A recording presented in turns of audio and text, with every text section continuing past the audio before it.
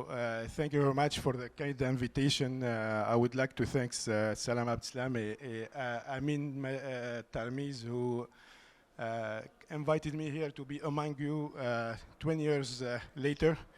So it's really an honor and privilege to be with you today. So these are my conflict of interest. Mainly, I'm a founder of a simulation startup, and I'm a clinician researcher from the Quebecan Fund of Research. So I'm a strong believer that cardiac surgeons have to be involved in structural procedure and even lead the development of this procedure. So I will not focus only my talk in cardiac surgery, but I will extend to structural procedure because I think that surgical community have to be involved and have to have at least the lead of this procedure. And at Montreal Heart Institute, we succeed to have this system with co-direction between surgeon and cardiologist of the TVT program.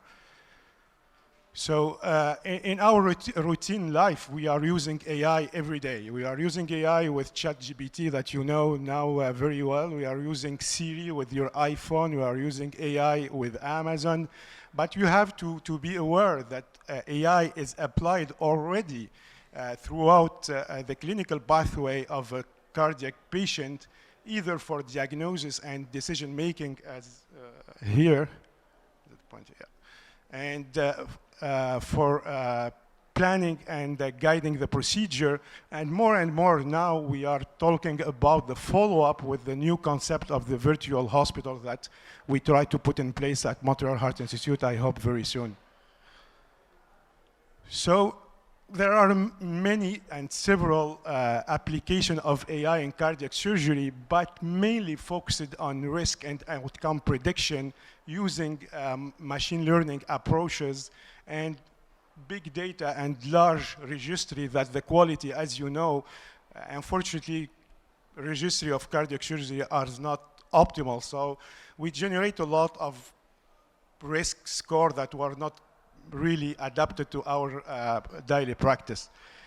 I would like to go with you beyond today. I think we have to focus more on images and on deep learning and not machine learning, and particularly in computer vision, because this is the future. This is our future, and images are key for us because this is the diagnosis for the patient. We are taking our decision, on images, and we are planning our procedure on images. So in the next slides, I will show you through many AI applications that I developed with my team at Montreal Heart Institute.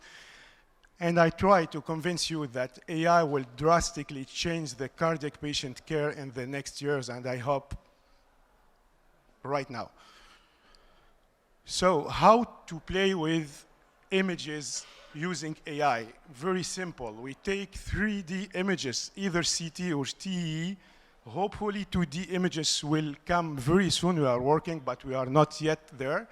So we put this in the mixer and we generate mesh. You see here mesh, a lot of mesh of the cardiac structure. And in 15 seconds, the machine is able to send you a left ventricular and an aortic root and can segment any cardiac structure. So what we will do with these meshes? We can do a lot. We can make automatic CT segmentation. We can make automatic CT and 3D TE measurement. We can train our cases, but we can mainly train the new generation of surgeons. So we'll go through these 4 indications and we'll discuss some of AI application in each case. So segmentation is very important for the surgeon because segmentation means that you master your anatomy, you can plan your procedure, and this is very, I'm very involved, we can develop new devices because we have as a surgeon to develop the devices, and not only cardiologists can bring new devices on the market. So we have, I think, we master the anatomy, we master the access, and I were in a presentation before for TAVR in Africa context saying that it's two different jobs. I think it's not two different jobs. We have to be there, and we should be there, because when a surgeon is in structural procedure, we will have better result, and we will see this. We have seen this in many publications. So mitral valve was the most challenging valve to segment with the CAD approach that you know with CT when the radiologist contract your heart.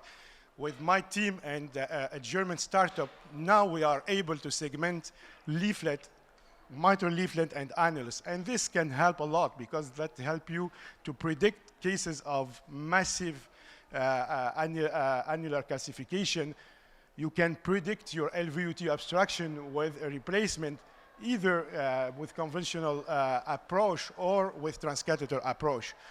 Now we are able to segment papillary muscle and even chordae. So now with this algorithm, I hope will be on the market in Q1 2024, I'm planning all procedure for MitraClip, for transcatheter chordae, but also we have German surgeon using this to plan and predict the result of their mitral repair, surgically done or conventionally done with a neocord. So this is very important, and we have to master this.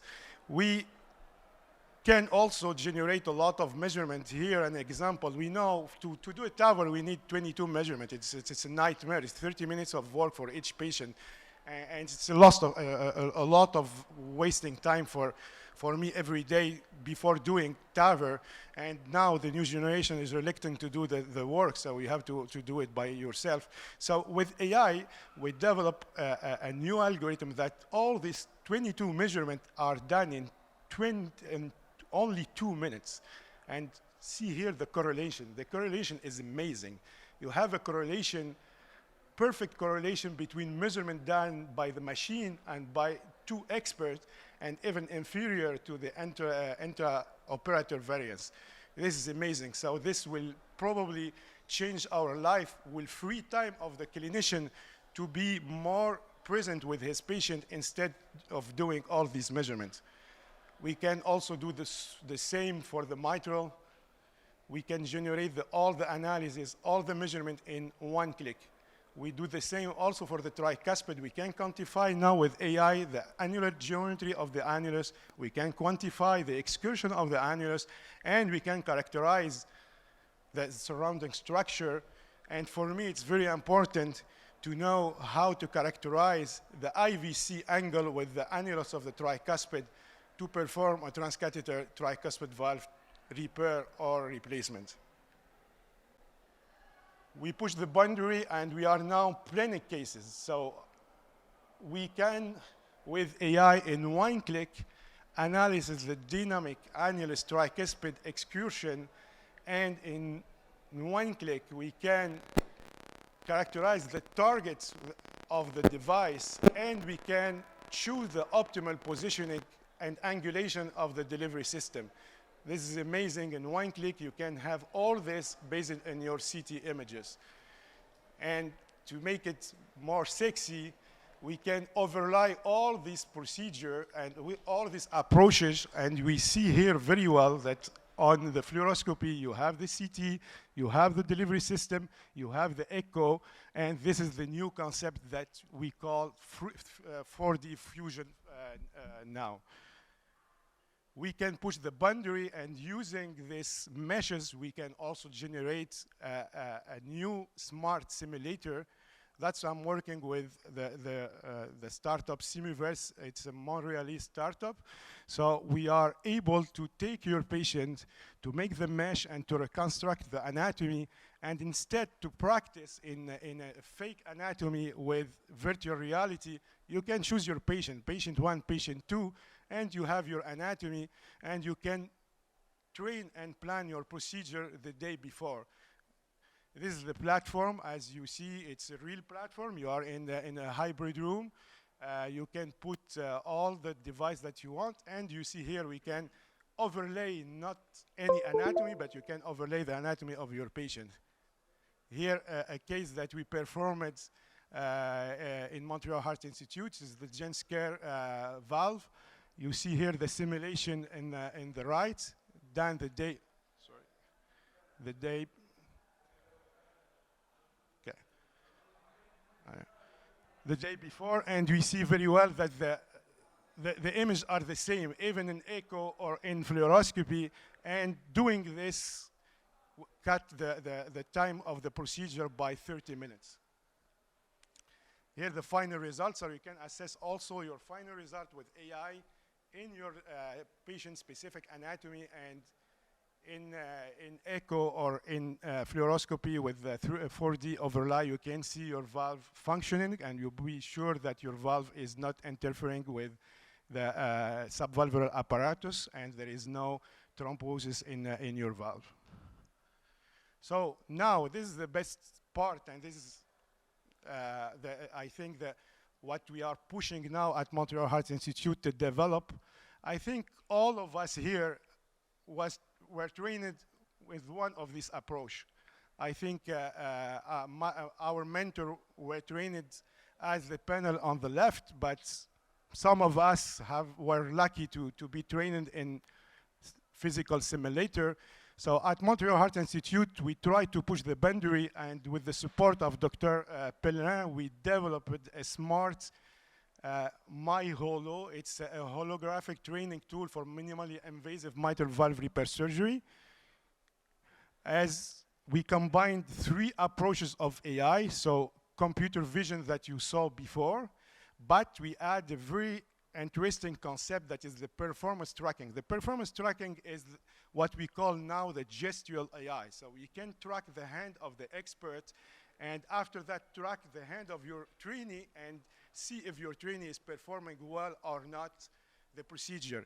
And as we have now a new generation of surgeons that are more gamer, we put this device on a virtual reality with a HoloLens, and probably very soon with Apple Vision, we have the support of Apple to continue the development.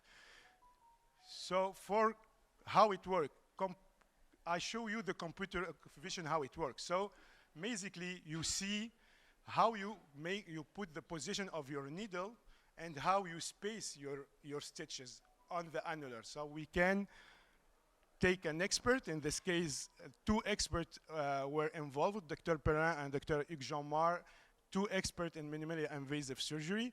So we detect their movement to define the expert movement, and after that we will put the trainee on the simulator, and we'll see how we can evaluate their performance. So we use also performance tracking, as I explained before.